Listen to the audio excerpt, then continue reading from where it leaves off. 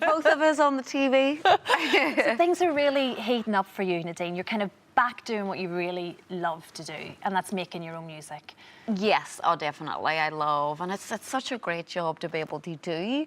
I think it's maybe 15, 16 years I've been able to do it now. So I feel very fortunate. I can still come on here and still talk to you, and we're going on tour and putting songs out, and yeah, it's a great place to be. Well, the single's out at the minute, Girls on Fire, and you're releasing new music every 2 weeks, isn't that? Yes. That the way it's going to plan out now? Yes, a song every 2 weeks, which seems crazy, do you think? But yeah, every 2 weeks you can do it because the songs are ready, they're there to go. Just why not? Just try it out and see. The time it feels right. So we did read in the papers recently, and we've mentioned it this morning, that you are going back on tour.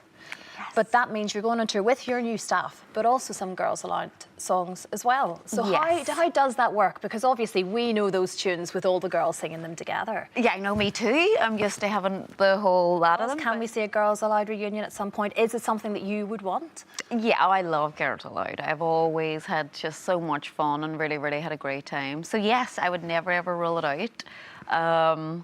We'll see what happens, and I'm looking forward to seeing the Spice Girls thing. I'm going to have to go see it. Oh gosh, I think everybody have is. to. It is, I suppose, just sort of rejigging how you feel, because when you're up on stage on your own, that's a very, very different experience, isn't it? You know, you're in charge of it. Yes, it is, but I am also a fan of having other people on stage. I like, you know, even if it's backing singers or musicians that you can look and be like, are you okay? Are you okay? Do you need a water? Can you breathe? It's hot. You know, you want that kind of camaraderie on stage. The thought of just being there, just you and nothing else in an audience is still quite terrifying. Even after all? Even after all of these years. So I like having other people to look at and pull And in faces terms at. of other projects, in amongst this tour and new music and everything else, you being a Derry girl, Yes. you've been watching Derry Girls Yes. series on Channel 4, which many, many millions have been watching.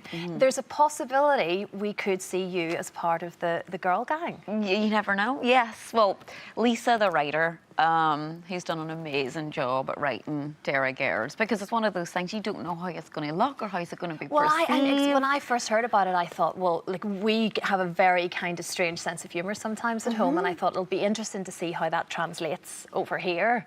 But so many people have said to me, have you been watching Derry Girls? It's definitely resonated with everybody. Totally, and that's great, and it's all, I think, to do with Lisa and her script writing. So And we're you going know to her meet. from years ago, don't you? Well, I think it was a similar experience of schooling. I think it's based on the school that we grew up. She went to the same school as I went to, so it's based on a lot of that. So yes, we're going to meet up and hopefully talk and see what we can do. There could be.